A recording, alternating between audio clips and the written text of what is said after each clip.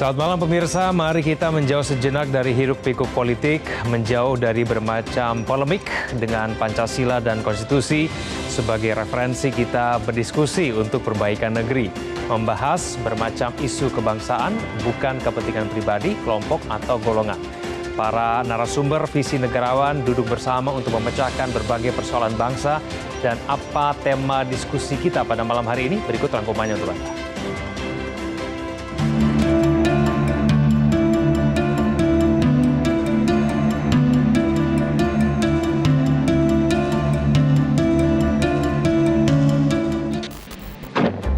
Setiap mendekati momentum peringatan kemerdekaan, isu sosial dan politik selalu menjadi tema perbincangan. Nasionalisme, patriotisme, persatuan dan kesatuan, hingga kedaulatan. Namun isu perekonomian kerap luput dari perhatian. Setelah proklamasi, tugas besar para bapak bangsa adalah melakukan transisi cabang produksi dan struktur ekonomi. Bung Karno mengajukan gagasan berdikari, akronim dari berdiri di atas kaki sendiri. Kunci mencapai kemandirian nasional, jangan bergantung pada perekonomian kolonial. Salah satu caranya dengan membangun keprigelan, yang artinya kualitas sumber daya manusia. Sedangkan Bung Hatta mengajukan gagasan kemandirian produksi untuk memenuhi kebutuhan dalam negeri. Pasca proklamasi kemerdekaan, ekonomi kolonial yang kapitalistik harus bertransformasi menjadi ekonomi kerakyatan. Di awal kemerdekaan, pengusaha nasional harus dikembangkan. Namun ketimpangan permodalan, jaringan, dan pengetahuan jadi kendala di lapangan. Sulit menggeser perusahaan asing warisan kolonial yang mendominasi lanskap perekonomian nasional. Pada era Kabinet Natsir, Menteri Keuangan Sumitro Joyohadikusumo mencanangkan program ekonomi gerakan Benteng. Tujuan utamanya untuk memberdayakan pengusaha lokal dan mentransisikan ekonomi kolonial menjadi ekonomi nasional. Profesor Sumitro menyatakan, rakyat adalah pelaksana aktif yang berperan dalam usaha pembangunan. Pembangunan yang kita kendaki adalah atas kesadaran rakyat yang bertekad untuk memperbaiki nasibnya. Dengan demikian, rakyat adalah pelaksana aktif yang berperan di dalam usaha pembangunan. Negara adalah kerangka perlindungan bagi rakyat yang hidup sebagai bangsa. Nasionalisme ekonomi adalah ideologi yang mengutamakan kepentingan nasional.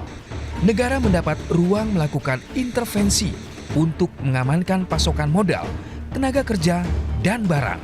Industrialisasi didorong bila perlu dengan dukungan negara. Industrialisasi dipercaya memicu efek domino yang positif terhadap pembangunan ekonomi, ketahanan dan kedaulatan negara, serta menjadi aspek penting dalam membangun kekuatan militer. Konstitusi mengamanatkan peran negara melindungi perekonomian serta aset nasional. Namun tidak berarti Indonesia adalah negara sama rata, sama rasa. Mekanisme pasar, sektor swasta, dan investasi asing tetap diakui di negeri ini. Rakyat didorong berlomba dalam produktivitas untuk memajukan bangsa dan negara. Diperlukan kesadaran yang datang secara langsung atas inisiatif pemahaman yang ada di diri saudara. Mengenal kekurangan dan kelemahan yang ada juga di diri saudara. Ini kita butuhkan. Sama halnya bangsa ini. Bangsa yang mendapatkan karunia dari Sang Maha Pencipta, negeri yang hebat, itulah Indonesia. Kita tidak memahami kekuatan negeri kita sendiri, karena kita tidak memahami sesungguhnya di mana, apa kekuatan-kekuatan yang ada atas dasar kelemahan yang ada pada diri kita sendiri. Saya pikir salah satu yang paling penting segera kita harus perbaiki adalah kejujuran. pada diri kita semua. Saya katakan siang tadi, disiplin diri, semangat dan kerja keras, konsistensi kita atas cita-cita kita sendiri. Wakil Presiden ke-10 dan 12 Yusuf Kala menyatakan, ketimpangan ekonomi kerap memicu konflik dan pemberontakan. Sehingga nasionalisme ekonomi merupakan bagian dari doktrin pertahanan dan keamanan untuk mencegah perpecahan. Caranya melalui kesetaraan kesempatan berusaha.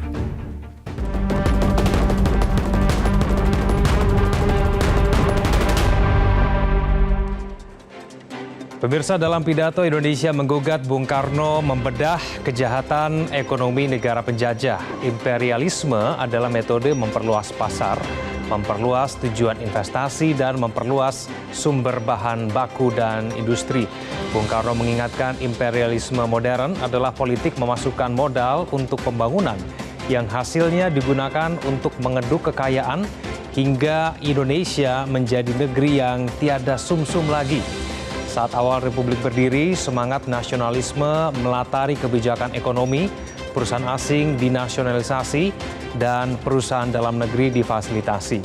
79 tahun Republik berjalan, tentu terjadi perubahan zaman. Di era globalisasi, bagaimana penerapan nasionalisme ekonomi? Ini pemerintah aktif mengundang asing untuk berinvestasi. Dalam perdagangan pun Indonesia sangat terkoneksi. Nasionalisme adalah ideologi yang mengutamakan kepentingan nasional. Saat batas negara tak lagi membatasi lalu lintas modal, bagaimana meredefinisi kepentingan nasional? Nasionalisme ekonomi adalah tema diskusi pekan ini, dan sudah bergabung bersama kami pada malam hari di studio ada ekonom senior FEB UI Teguh Dartanto PhD. Pak Teguh, selamat malam. Selamat malam. Terima kasih telah hadir bersama kami di Visi Negarawan. Kemudian ada cendekiawan kebangsaan Sukidi PhD. Pak Sukidi, selamat malam.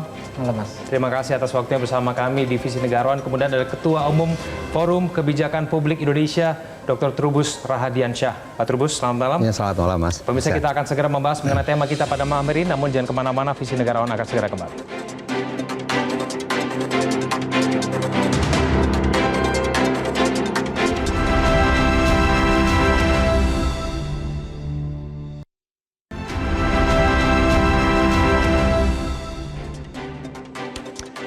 Kembali bersama kami di Visi Negarawan. Pemirsa, sebelum kita membahas mengenai tema kita pada hari ini, kita akan tampilkan polling kita yang pertama berikut ini.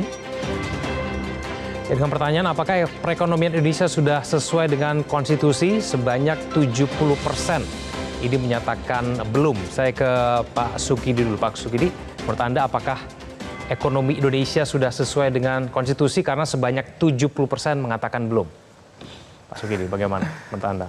Saya tidak melihat bahwa ekonomi kita berjalan sesuai dengan amanah para pendiri Republik dan sekaligus spirit konstitusi itu sendiri. Pertama, bahwa dua pendiri dan proklamator Republik Indonesia, Bung Karno dan Bung Hatta, memiliki satu cita-cita bersama, yaitu adalah bagaimana perekonomian itu bermuara pada satu kemakmuran, pada kesejahteraan bersama. Ya.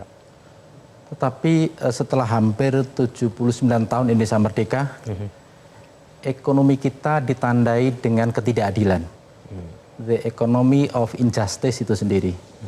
Terutama ketidakadilan kepada jutaan rakyat miskin dan sekaligus ketidakadilan pada kelas menengah yang jumlahnya cukup besar, yang selama ini tidak memperoleh kebijakan yang pro kelas menengah dari pemerintah itu sendiri. Itu pertama. Yang kedua adalah bahwa pemerintah juga tidak mengembangkan ekonomi sesuai amanah Bung Hatta itu sendiri. Bung Hatta itu adalah arsitek utama Undang-Undang Dasar di bidang ekonomi, terutama pasal 33. Ya. Dan semangat Bung Hatta adalah semangat ekonomi yang lebih diorientasikan pada semangat koperasi, semangat ekonomi kerakyatan, semangat yang lebih memberikan satu pemberdayaan kepada masyarakat luas, dan terutama pada penghidupan yang layak, pada pendidikan yang berkualitas, pada kemakmuran yang sebesar-besarnya diperuntukkan untuk rakyat itu sendiri. Hampir 79 tahun kita merdeka, justru tujuan ekonomi kita tidak bergerak ke arah sesuai semangat konstitusi dan sesuai semangat para pendiri bangsa itu sendiri. Ekonomi kita justru ditandai dengan ketimpangan, ketimpangan tidak hanya dari segi pendapatan, tapi juga ketimpangan dari aspek kekayaan, ketimpangan dari aspek pendidikan, dan ketimpangan juga dari aspek income itu sendiri. Lebih parah lagi adalah bahwa ketimpangan ini sebenarnya menjadi alarm besar terhadap keberlangsungan Republik ini. Karena apa? Karena kita menyaksikan bahwa mereka yang berada di sektor kelas menengah dan bawah itu pasti tidak punya akses yang setara terhadap pendidikan yang berkualitas, terhadap kesehatan, terhadap kenyamanan ekonomi itu sendiri. Sehingga mereka rentan sekali pada situasi yang tidak aman secara ekonomi dan sekaligus tidak aman secara kesehatan dan terutama aspek penghidupan yang layak.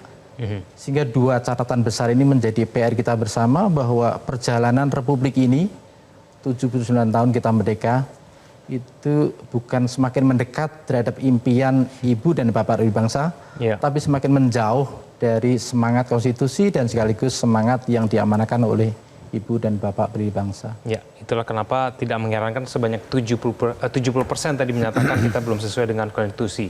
Kita akan tampilkan berikut polling kita yang berikutnya dengan pertanyaan kepentingan nasional di bidang ekonomi adalah melindungi usaha kecil. Nah ini kita lihat sebanyak 67% mengatakan melindungi usaha kecil adalah kepentingan nasional yang sangat penting. Pak Teguh, tanggapan Anda bagaimana? Ya, memang ini kan sama lah, artinya bahwa fungsi negara atau fungsi pemerintahan itu kan bagaimana melindungi yang lemah. Artinya negara harus berpihak kepada kelompok bawah. Artinya memang saya setuju dengan polling ini di mana 67% bahwa fungsi negara itu memberikan perlindungan usaha kecil menengah agar bisa berkembang. Ini menurut saya penting dalam konteks Indonesia bahwa kita harus mengembangkan usaha kecil ini menjadi sebuah usaha menengah dan akan menjadi besar. Karena kalau kecil ini menurut saya ada sebuah dalam konteks Indonesia ini ada yang kita kenal apakah usaha kecil atau mikro ini apakah mereka itu kewirausahaan ataukah keterpaksaan.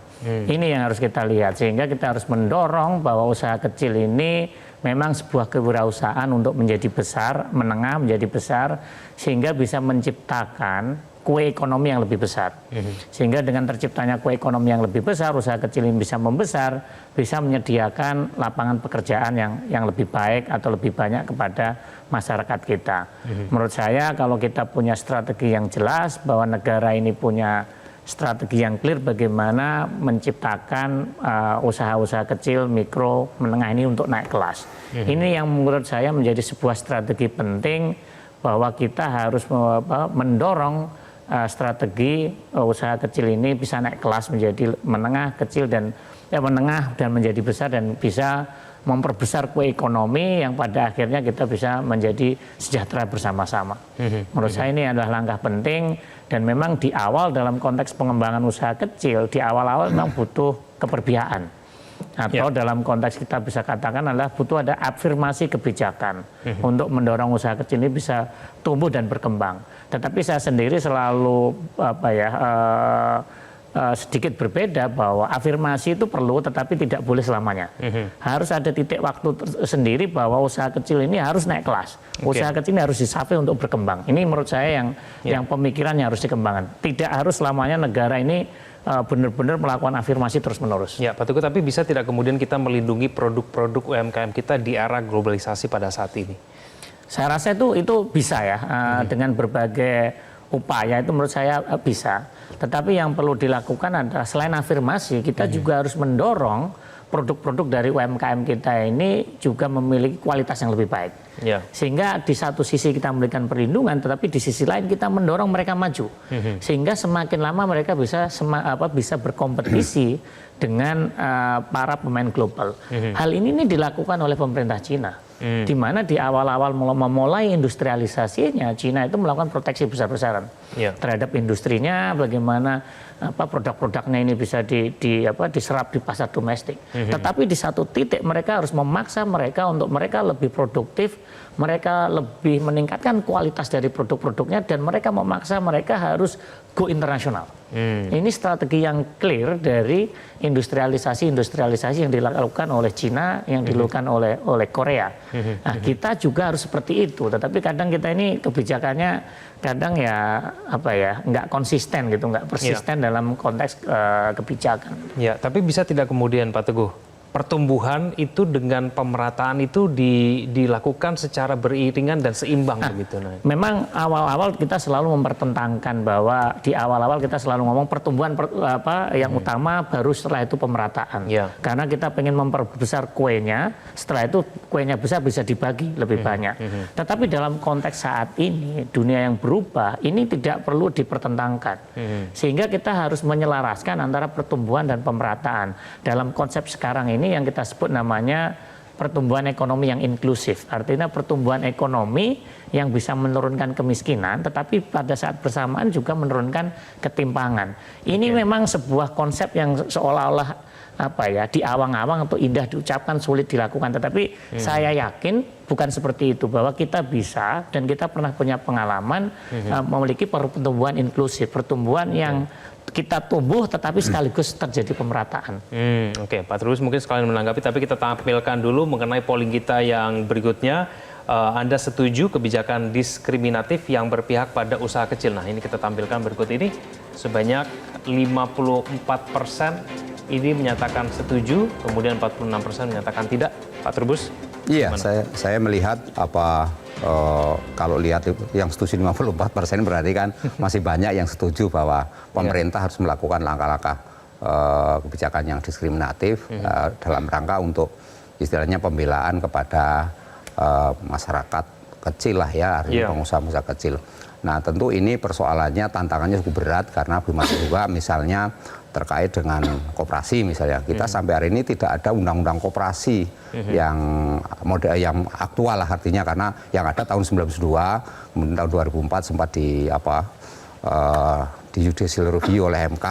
Kemudian kita sampai hari ini belum ada undang-undang yang terkait dengan koperasi ini misalnya. Jadi sehingga kebijakan yang terkait dengan koperasi sampai hari ini kita arahnya semakin tidak jelas gitu. Itu yang menurut saya memang maka timbul ada yang ketidaksetuju itu gitu. Karena apa? Karena memang tantangannya cukup berat. Yang kedua, saya melihat bahwa selama ini banyak sekali kebijakan yang dikeluarkan oleh pemerintah memang kadang-kadang kurang berpihak kepada bawah. Misalnya belakangan yang rantai munculnya PP 28 gitu ya, terkait larangan terhadap jual rokok eceran misalnya, itu kan sempat menimbulkan masalah. Kemudian juga cukai terhadap pangan olahan, kemudian juga terhadap deterjen, terhadap hal-hal yang berbau masyarakat kecil ini semuanya akhirnya mengarah. Kemudian ada kebijakan rencana terkait dengan asuransi terhadap kendaraan bermotor misalnya gitu. Itu kan menyentuh ke masyarakat kecil karena kebanyakan pemiliknya itu roda 2 kan gitu, yang cc-nya cuma 100 lagi kan gitu ya. Ini kemudian pemerintah belum mengalihkan. Kemudian ada lagi kebijakan yang kemudian terlihat mempengaruhi juga gitu, misalnya kita banyak ada kontainer yang karena impor ya, itu di pelabuhan-pelabuhan itu sampai tertahan lama. Nah, kemudian kita berdasarkan Permendak nomor 36 itu memang harus melalui pertek dulu, teknik dulu, baru bisa masuk gitu kira. Tapi ini kemudian dikeluarkan lagi Permendak nomor 8 yang menggagalkan kontainer-kontainer yang isinya itu mungkin bahan-bahan dari impor yang mengganggu produksi dalam negeri, itu akhirnya masuk gitu. Jadi masuk secara luar biasa. Ini dianggap oleh sebagian, saya lihat yang tidak setuju itu mengatakan bahwa memang akhirnya kita lihat pemerintah memang harus intervensi benar, jangan kemudian inkonsistensi apa yang kita lihat dalam berbagai belakangan ini. Yang ketiga memang selama ini ego sektoral antar kementerian lembaga dan kemudian antar pemerintah pusat dan daerah dalam bagaimana menumbuhkan perekonomian di tingkat bawah itu memang masih seringkali ya istilahnya di bawah itu babak belur gitu. Artinya babak belur itu tidak diberikan ruang yang besar mereka untuk tumbuh, untuk kompetitif gitu ya. Sementara kalau kita potret di negara-negara lain, UMKM misalnya di Singapura diberikan ruang yang begitu besar, mereka ada digitalisasi ya. Meskipun kita juga mencoba ini, ada program mengenai digitalisasi, ada pemberdayaan, ada juga mengenai kolaborasi yang sedang dilakukan. Tetapi kalau kita lihat India misalnya, sudah Make in India itu UMKM diberi ini dukungan oleh pemerintah gitu ya, subsidinya kuat sekali. Atau kita lihat Eropa itu dikasih subsidi yang besar pula. Akhirnya UMKM itu bisa tumbuh kembali dari bawah ini, kuat kan. Jadi dalam situasi yang berubah terus mereka. Nah di Indonesia kita lihat masih kurang di dalam memberi pemahaman itu. Bahkan ketika nyusun kebijakan itu satu kementerian seperti permen PP 28 itu kan kaitannya dengan kesehatan, turunan kesehatan. Nah ini harusnya menyangkut UMKM, tapi Kementerian UMKM sendiri sudah dilibatkan di dalam ini, atau dari Kementerian Keuangan yang kaitan dengan cukai misalnya harusnya juga dilibatkan, tetapi mereka mengatakan tidak dilibatkan. Nah, ini akhirnya ketika itu akan dilaksanakan nanti kebijakannya akhirnya berbenturan dengan kepentingan publik yang lebih banyak gitu. Jadi menurut saya memang persoalan kemudian istilah ada state capture juga, itu state capture itu juga bagaimana mempengaruhi para pemodal ya di kita, mempengaruhi melalui politik-politik, sementara memang hampir semua kebijakan terutama undang-undang itu disusun oleh DPR dengan pemerintah, sementara DPR di sini anggotanya kebanyakan pengusaha. Itu kemudian pemikiran-pemikiran yang terkait dengan kebijakan lebih banyak ke yang pro ke ini gitu, yang ke kecil itu jadi kecil, makanya prosentasenya itu ada yang 40% menunjukkan seperti itu. Artinya memang kondisinya sudah berubah. Kemudian dengan era digitalisasi ini banyak sekali masyarakat bawah tidak diberikan akses juga mengenai pinjaman. Kita banyak di DKI Jakarta dulu ada program OKOC misalnya, tapi akhirnya setelah dilatih mereka selesai tidak kasih hasil apa-apa, akhirnya nggak ada akses yang diberikan, nggak ada sesuatu, apakah pinjaman dari bank dapat atau apa juga nggak ada.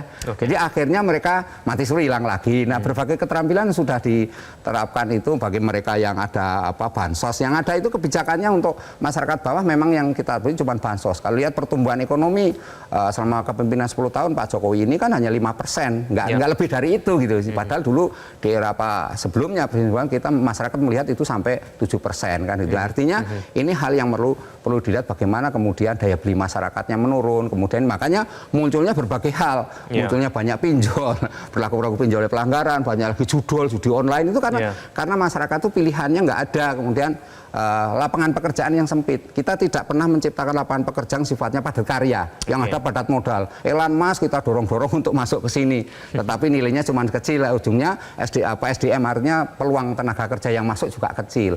Nah, padahal padat karya ini harusnya ditumbuh kembangkan.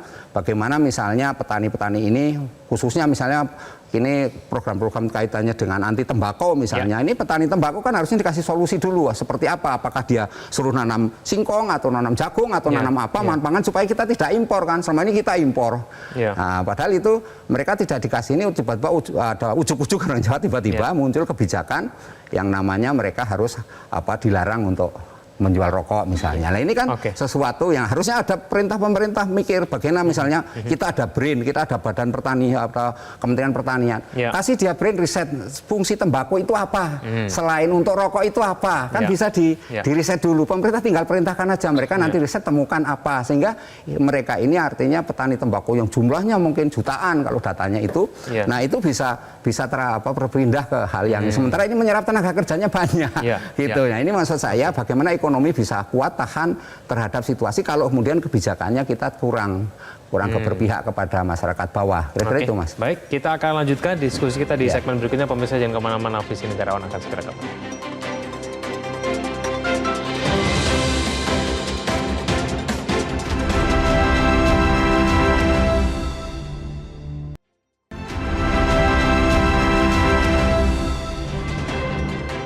Iya. Kembali lagi bersama kami di Visi Negarawan. Pemirsa, seperti biasa kita akan tampilkan kembali polling berikut ini untuk kita ditanggapi bersama-sama. Ya, apakah hutang luar negeri yang besar membahayakan kedaulatan negara? Sebanyak 93% menyatakan ya ini membahayakan kedaulatan negara Pak Teguh, tapi pemerintah kita tahu mengatakan bahwa utang negara kita masih aman meskipun kemudian ini sudah berlipat-lipat begitu ya sekarang. Bagaimana tanggapan Anda? Ya semuanya sepakat ya kalau utang itu pasti nggak hanya utang negara ya, utang rumah tangga juga kita nggak akan berdaulat kalau utang kita besar. Sebenarnya masalah utang ini sebenarnya kita harus jernih dalam melihatnya ya. Artinya sebenarnya bahaya atau tidak itu kan sebenarnya sangat tergantung dari kemampuan kita untuk mengembalikan utang itu atau membayar cicilan. Itu yang pertama. Yang kedua, apakah utang itu digunakan untuk hal-hal yang produktif? Ya artinya kalau memang utang itu untuk kegiatan produktif dan bisa memperbesar kue ekonomi, tidak ada masalah. Tetapi kalau utang itu digunakan untuk yang sifatnya konsumtif ataupun malah dipakai yang hura-hura atau dipakai untuk judi atau apapun, itu pasti bahaya. Dalam konteks Indonesia sebenarnya kalau kita menggunakan ukuran yang selalu dipakai, yaitu utang itu ada perbandingan rasio antara utang dan GDP atau PDB, memang angka kita ya di sekitar 40%. Bahaya atau tidak itu sebenarnya ya ini perdebatan ya. Tetapi isunya adalah kalau kita melihat di tahun 1997 sebelum ASEAN Financial Crisis, sebenarnya utang pemerintah waktu itu sekitar 72,5%. Artinya kalau memang dalam konteks krisis atau membandingkan 98, memang angka 40% itu masih jauh. Tetapi jangan juga bahwa pemerintah atau siapapun bisa mengatakan kita masih aman loh, cuman kita 40%. Jepang aja udah 260%. Isunya bukan persentase di situ, tetapi kemampuan kita membayar cicilan bunga itu sendiri. Misalnya kita utangnya kan sekarang sudah sekitar 40% ya, sekitar itu. Cicilan kita, kalau yang kita sebut namanya debt to service ratio kita, yaitu biaya cicilan per misalnya penerimaan pajak atau cicilan terhadap total pendapatan, angka kita itu sudah berada di 22,19% di tahun 2021. Itu kita membandingkan biaya pembayaran bunga dibandingkan dengan penerimaan pajak. Artinya udah hampir 1/5 lebih dari pendapatan pajak kita untuk membayar cicilan ya. Nah, dalam konteks Jepang, walaupun utangnya 260% dari PDB, mereka itu hanya mengeluarkan sekitar 5% dari pendapatannya. Artinya utang besar, tapi dia kemampuan nyicilnya lebih besar. Nah, dalam konteks ini saya tetap ya percaya bahwa kita harus memanage utang kita. Kita harus hati-hati melakukan prudence fiscal policy di pemerintahan ke depan, bahwa kita harus lebih hati-hati dan hati-hati bahwa bukan karena ukuran-ukuran matematik tadi yang kita gunakan, tetapi kita juga harus berpikir aspek kualitatif. Artinya pemanfaatan utang itu sendiri itu untuk apa? Apakah sifatnya produktif untuk mengembangkan kapasitas produksi, mengembangkan ekonomi kita, ataukah memang sebuah utang untuk membiayai program-program yang sifatnya konsumtif? Ini yang menurut saya juga perlu hati-hati. Jangan sampai karena ambisi tertentu kita tidak hati-hati, merasa bahwa proporsi kita masih rendah, kita akan nambah utang terus. Ini yang menurut saya harus lebih hati-hati, bahwa utang itu bahaya kalau tidak digunakan dengan sebaik-baiknya, dan utang itu bahaya jika kita tidak mampu mencicil. Pasti kalau tidak mampu mencicil, yang memberi utang pasti akan menyandera apa yang kita punya lah, mengambil apa yang kita punya. Itu sih menurut saya. Pak Teguh, tapi kalau melihat pemerintahan berikutnya kan mengusung jargon keberlanjutan. Nah ini kalau kita mengusung jargon keberlanjutan, nah kita masih bisa tidak kemudian menanggung beban dengan keberlanjutan itu, apalagi kemudian kita masih punya pembangunan infrastruktur, ada pembangunan IKN di sana, lalu kemudian ada program presiden terpilih makan bergizi gratis begitu. Nah itu kira-kira bagaimana menurut Anda mengenai kondisi? Kalau ini memang jadi perdebatan ya, perhitungan kami itu kalau memang benar-benar semua ambisi presiden baru itu dilaksanakan seketika, tidak gradual, memang secara fiskal itu tidak memungkinkan. Misalnya program makan siang gratis, kalau kita mau mengcover seluruh siswa dari SD, TK atau balita sampai SMA, itu membutuhkan angka yang more than lebih dari 400 triliun gitu. Sehingga memang kita juga harus bisa memilah, dan kita juga harus bisa menyadarkan masyarakat gitu, bahwa memang masalah atau ada sebenarnya kapasitas fiskal kita yang belum mampu mensupport mengenai janji-janji itu, sehingga janji-janji itu bisa dilaksanakan secara gradual lah, artinya step by step, itu nggak bisa langsung semuanya diterapkan. Tapi saya rasa sampai saat ini kalau kita bisa melanjutkan dan juga mengimplementasikan janji-janji kampanye presiden terpilih secara gradual, saya rasa masih oke-oke aja, asal kita tidak langsung benar-benar pengen melakukan semuanya seketika. Ini yang perlu kita pikirkan. Baik, kita akan tampilkan berikut ini polling berikutnya dengan pertanyaan, apakah perekonomian sudah mencerminkan semangat nasionalisme? Sebanyak 78% menyatakan belum. Pak Sukudi, kenapa kemudian banyak sekali yang menyatakan ekonomi kita ini belum mencerminkan semangat nasionalisme, Pak Sukudi? Menarik sekali. Ya. Saya kira tepat, karena perekonomian kita sebenarnya mencerminkan kolonialisme itu sendiri. Saya melihat bahwa tumbuh satu pemimpin yang bermental kolonial. Kita lihat bagaimana korupsi itu terjadi sejak zaman kolonial. Terutama melalui VOC itu sendiri. Dan hari-hari ini korupsi yang merajalela itu merefleksikan bahwa perilaku kolonial itu telah terinternalisasi pada pemimpin kita. Sehingga target untuk mengentaskan kemiskinan, stunting, keterbelakangan di bidang pendidikan itu tidak akan pernah tercapai selagi tata penyelenggaraan negara itu diwarnai dengan korupsi yang merajalela. Dan korupsi yang merajalela itu menunjukkan bahwa mentalitas kolonial itu terwariskan dan terinternalisasi pada para penyelenggara negara. Itu pertama.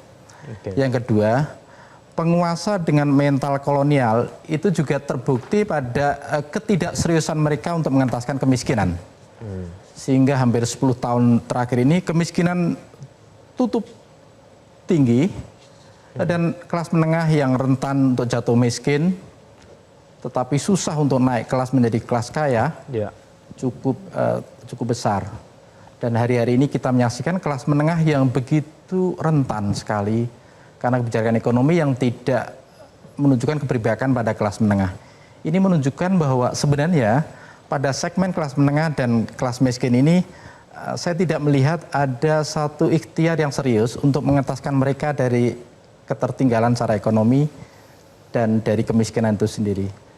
Jangan-jangan kita patut bersikap kritis bahwa mereka ini satu kelompok yang dibiarkan untuk tertinggal karena untuk kepentingan elektoral itu sendiri. Mudah untuk mengendalikan mereka dengan bansos, dengan bantuan-bantuan yang bersifat karikatural, tapi sebenarnya tidak mengentaskan mereka dari keterbelakangan dan kemiskinan. Dan buat saya itu adalah praktek kekuasaan yang kolonial itu sendiri.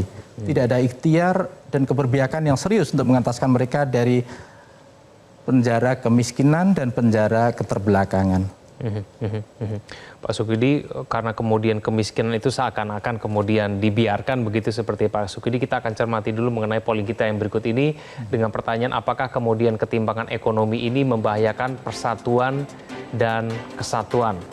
Nah, ini karena ada kemiskinan itu tadi akhirnya kemudian membuat ketimpangan ekonomi yang begitu jauh, begitu lebar, sehingga kemudian 95% menyatakan iya. Nah, ini mantan Wakil Presiden Yusuf Kala pernah mengatakan akar sebagian besar konflik di Indonesia adalah ketimpangan ekonomi, ketidakpuasan, akhirnya melahirkan pemberontakan. Nah, contoh lain pada tahun 1969, Perdana Menteri Malaysia Tun Hussein Onn meminta bantuan Indonesia untuk mengatasi ketimpangan ekonomi. Pak Harto lalu mengutus Profesor Sumitro untuk membantu merumuskan kebijakan pro Bumi Putra untuk meredam gejolak sosial. Nah, Pancasila telah menegaskan Indonesia adalah negara berkeadilan sosial untuk seluruh rakyat. Namun bagaimana prakteknya selama ini? Nah, Pak Trubus mungkin mau komentar ini, kira-kira prakteknya seperti apa pada saat ini menurut Anda? Iya, kalau saya lihat memang prakteknya masih jauh dari yang diharapkan ya, dalam arti bahwa bagaimana masyarakat bawah terutama akar grassroots itu mendapatkan rasa perlindungan. Karena itu kemudian kalau kita lihat di masyarakat itu kalau ketimpangannya terlalu besar itu memang yang bawah ini lama-lama mengkristal gitu. Mereka timbul solidaritas gitu ya, solidaritas, dan lama-lama kalau secara teori sosiologi itu sudah menjadi movement, gerakan. Gerakan untuk istilahnya melawan, istilah bahasanya itu disiden, membangkang kepada yang namanya negara. Nah, karena itu ketidakpatuhan mereka dalam membayar pajak, ketidakpatuhan mereka terhadap restribusi, membangkang terhadap persoalan cukai misalnya, itu sebagai bentuk perlawanan-perlawanan yang dikhawatirkan itu memecah satu kesatuan dan persatuan bangsa ini gitu. Yang kedua adalah bahwa selama ini memang ketimpangan itu lebih disebabkan oleh faktor kebijakan pemerintah sendiri yang seringkali kurang partisipatif ya, menurut saya lebih bersifat elitis ya, kemudian dipaksakan dan selalu hanya dimenangkan oleh kelompok-kelompok tertentu saja yang punya link dengan penguasa, karena sekali lagi bahwa kebijakan adalah wewenang elit, wewenang pejabat publik gitu. Nah, pejabat publiknya dipengaruhi oleh kelompok-kelompok yang kategori entah punya pengaruh atau istilahnya vested interest lah gitu ya, politik atau apa, sehingga akhirnya membuat kebijakan yang cenderungnya merugikan masyarakat. Misalnya kita lihat dalam hal minyak goreng. Minyak goreng itu awalnya kan semua persoalan adalah dalam kondisi normal, artinya ada minyak goreng curah, ada minyak kemasan gitu. Tapi kemudian minyak kemasan ini dibuat langka gitu. Kalau kebijakan pemerintah yang kemudian memang langka di pasaran, nggak ada, karena ada yang tetapi ada kelompok-kelompok tertentu yang karena kepentingan politik bisa istilahnya mengambil itu begitu banyak, kemudian diberikan kepada masyarakat bisa dengan harga yang cukup murah. Nah, sehingga yang terjadi minyak goreng itu yang harusnya menjadi milik publik, akhirnya yang terjadi makin hari makin mahal, harganya tidak terkendali. Terus minyak curah yang awalnya itu hanya minyak untuk gorengan-gorengan yang kelas inilah, minyak gorengan, jualan penggorengan itu ya, nasi goreng lah gitu ya. Nah, kemudian mereka ini akhirnya dikemas oleh pemerintah sekarang ini, dibuat kemasan. Tapi sebenarnya yang terjadi hanya untuk melepaskan kepada ini yang punya power istilahnya modal lah ya, punya modal ini untuk mengemas yang lebih baik, sehingga minyak seperti harga jenis tertentu lah, kita nggak sebut namanya nanti kalau namanya jadi kesannya. Itu yang terjadi akhirnya nggak kebeli oleh masyarakat bawah. Nah, yang minyak yang berkualitas. Nah, ini contoh betapa akhirnya ketimpangan ini menyebabkan masyarakat merasa kecewa gitu. Yang kedua, kemudian kita lihat bagaimana kemudian masyarakat bawah ini ya akhirnya terhadap persoalan pupuk misalnya ya, kita lihat bahwa pupuk selama ini sangat sulit didapatkan gitu, harganya mahal, tidak terjangkau, sementara begitu harga panen beras atau panen padi itu harganya murah dan dikuasai oleh tengkulak-tengkulak ataupun modal-modal, sehingga akhirnya masyarakat yang kategori petani ini nah keluarlah misalnya kebijakan food estate. Kebijakan food estate ternyata juga belum bisa mengharapkan juga. Akhirnya itu menjadi sehingga ketimpangan ini menurut saya memang pada akhirnya bermuara kepada ketidakpuasan, kekecewaan, konflik yang dikatakan sama Pak Yusuf Kalla ini menjadi hal yang benar gitu ya. Artinya apa? Memang sumber persoalannya adalah tuntutan publik yang tidak pernah diakomodir, ataupun diakomodir hanya sebagian, hanya kepentingan yang sifatnya menguntungkan bagi elit itu. Karena sekali lagi dikatakan Pak Muhyadi adalah bahwa ada kepentingan politik yang kemudian entah itu kaitannya dengan Cakada atau kaitannya dengan Pilpres gitu. Pencalonan ini kemudian memobilisasi itu semuanya. Sehingga akhirnya ketimpangan inilah akhirnya bukannya makin istilahnya menurun, makin hari makin membesar, dan Indonesia orang jurang kaya miskinnya makin tinggi. Di Jakarta saja kalau kita lihat misalnya Pantai Indah Kapuk itu hanya dikuasai oleh mereka yang punya modal. Nggak mungkin kita orang mau beli di sana, masyarakat bawah kan. Sehingga itu sebagai contoh gitu. Sehingga ini adalah betapa persoalan ketimpangan memang sangat membahayakan bagi kesatuan. Saya ke Pak Teguh. Pak Teguh, menurut Anda sendiri, Indonesia adalah negara berkeadilan sosial. Prakteknya pada saat ini seperti apa menurut Anda? Ya, memang ini kan sebuah dasar negara ya, sebuah sesuatu yang menjadi tujuan bersama kita membuat negara dalam konteks keadilan sosial. Tetapi memang dalam praktek kita ya harus kita jujur mengakui konteks keadilan sosial kita memang belum berjalan dengan baik. Ya. Kalau kita lihat memang angka ketimpangan kita kalau versi Gini ratio BPS angkanya sih relatively moderat ya.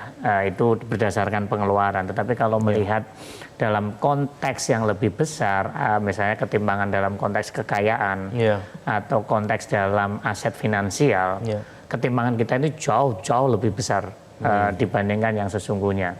Sehingga sebenarnya dalam konteks ini isu ketimpangan ini akan menjadi sebuah isu yang krusial karena akan mempengaruhi banyak hal. Dalam konteks ketimpangan pendapatan ini akan mempengaruhi yang kita sebut misalnya ketimpangan akses. Karena memang misalnya pendidikan berkualitas hanya bisa diakses oleh kelompok-kelompok atas. Sedangkan kelompok yang di bawah akses pendidikannya mungkin kualitasnya kurang. Itu pertama, masalah akses. Yang berikutnya adalah juga karena perbedaan ketimpangan tadi, misalnya ketimpangan kaya miskin ini, makanya yang terjadi maka kalau tidak ada upaya untuk mendekatkan gap antara yang kaya dan yang miskin, dan juga tidak ada upaya untuk mengurangi gap tadi ketimpangan kesempatan, ke depan ini negara kita menjadi sebuah negara yang bisa divided society. Artinya kita akan ada sebuah yang kaya ini grup kaya sama kelompok miskin gitu. Yang di tengah hampir nggak ada gitu loh. Ini juga bahaya. Artinya yang terjadi kan konfrontasi ya artinya. Menurut saya memang harus ada upaya yang sangat serius dari pemerintah bagaimana, kalau saya sih lebih condong bagaimana pemerintah itu harus berupaya untuk mengurangi ketimpangan di sisi kesempatan. Artinya orang harus memiliki akses yang setara. Equal opportunity yang setara terhadap apa? Satu, pendidikan yang setara, pendidikan yang berkualitas, akses kesehatan, akses berusaha, ya, dan juga ada dalam konteks tadi disebutkan kebijakannya adalah diskriminatif ya. Saya kok kurang nyaman dengan kata diskriminatif. Saya lebih condong bahwa perlu ada keberpihakan. Ya, berpihak ini nggak harus diskriminatif. Harus ada kebijakan yang kita sebut afirmasi untuk kelompok yang di bawah agar memiliki kesempatan yang sama dan setara dengan yang di atas sehingga mereka bisa maju. Ini menurut saya yang perlu kita dorong sehingga kalau kesempatannya setara maka hasilnya kemungkinan akan setara. Orang sekarang selalu meributkan tentang ketimpangan ekonomi. Tapi kan yang perlu diselesaikan adalah ketimpangan di ujungnya kan. Kesempatan berusaha, kesempatan untuk pendidikan, kesempatan untuk berusaha ini yang perlu kita dorong. Sehingga dalam konteks keadilan sosial itu akan tercapai kalau kita bisa membuat yang namanya kesetaraan kesempatan kepada seluruh anak bangsa untuk pendidikan, kesehatan, berusaha, dan yang lain-lainnya. Baik, kita jeda kembali. Pemirsa jangan kemana-mana, Visi Negarawan akan segera kembali untuk Anda.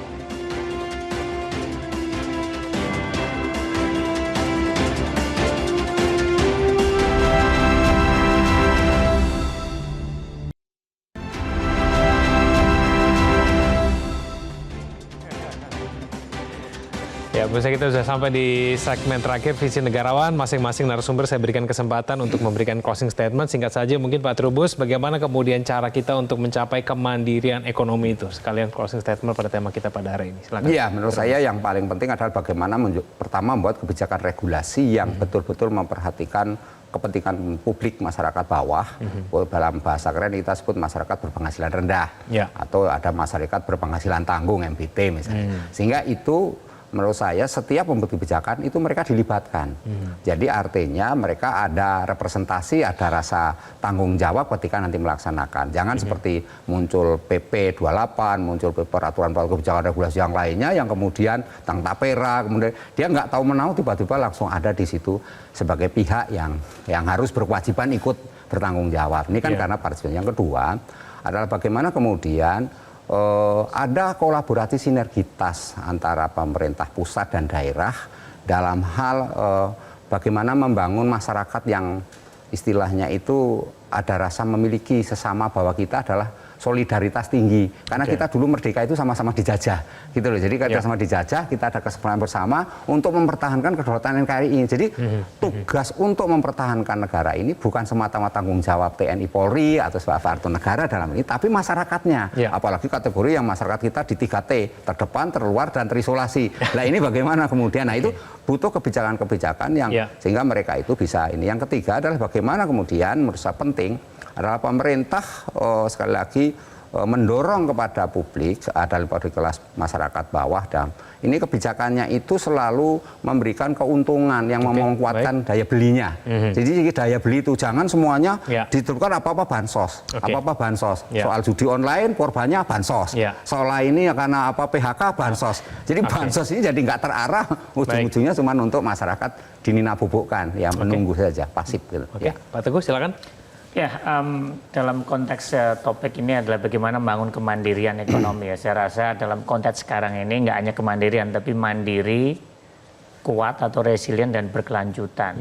Dalam konteks ini memang membutuhkan sebuah visi, misi dan aksi nyata di mana kita punya visi jangka panjang bagaimana kita membangun perekonomian nasional yang kuat, bagaimana kita menumbuhkan kelas menengah yang kuat, bagaimana kita menumbuhkan tadi pengusaha kecil, usaha kecil menengah, mikro menengah itu bisa berkembang dengan baik dengan memberikan kebijakan afirmasi di awal, tetapi kita juga mendorong mereka bisa naik kelas, memiliki produk yang berkualitas dan bisa go internasional. Tetapi yang diperlukan adalah memang kebijakan yang konsisten dan persisten dari pemerintah.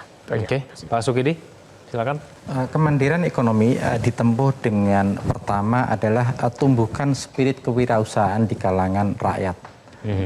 Dan itu butuh satu visi tentang agama yang memberikan korelasi langsung terhadap etos kerja yang tinggi, disiplin, kejujuran, dan orientasi pada kemajuan itu sendiri. Agama harus didorong untuk menjadi penopang utama dalam proses kewirausahaan itu sendiri. Itu pertama. Yang kedua adalah kemandirian ekonomi itu hanya bisa ditempuh antara lain melalui pendidikan yang berkualitas. Karena itu tugas pemerintah untuk memperbaiki infrastruktur pendidikan, perbaiki kualitas kesejahteraan guru, perbaiki sistem pembelajaran, dan terutama dirikan the center of excellence di kantong-kantong kemiskinan. Agar mereka memperoleh pelayanan terbaik di bidang pendidikan. Hanya dengan cara itu mereka bisa berkompetisi untuk meraih masa depan yang gemilang. Ketiga adalah hentikan tradisi korupsi itu sendiri. Karena korupsi itulah yang menghambat ekonomi kita untuk maju. Yang merobohkan kemandirian ekonomi kita. Korupsi adalah eksploitasi di kalangan penyelenggara negara terhadap nasib rakyat miskin itu sendiri. Karena itu enough is enough, cukup. Hentikan korupsi, fokus pada kesejahteraan rakyat, pada pendidikan dan penghidupan yang layak itu sendiri. Oke, semoga diskusi kita didengarkan oleh pihak-pihak terkait dan memberikan manfaat bagi orang banyak. Pak Sukidi, Pak Teguh, dan juga Pak Trubus, terima kasih sudah bergabung sama kami di Visi Negarawan. Pemirsa, melalui pidato berjudul Indonesia Menggugat pada 1930, Bung Karno mengkritik berbagai aturan pemerintah kolonial yang menguntungkan imperialisme modern. Bung Karno menyebut imperialisme modern adalah kejahatan karena menjadikan bumi putra di Hindia Belanda sebagai bangsa kaum buruh. Senada, Bung Hatta pada tahun 1924 juga menulis mengenai posisi Indonesia yang menjadi ladang penghisapan pemerintah kolonial. Ernest Renan mengatakan nasionalisme adalah keinginan besar untuk mewujudkan persatuan dalam bernegara. Menurut Profesor Sumitro Joyo Hadikusumo, pertumbuhan saja tidak cukup. Pembangunan ekonomi juga harus seimbang dengan pemerataan. Saya Kevin Regan, terima kasih atas perhatian Anda. Sampai jumpa.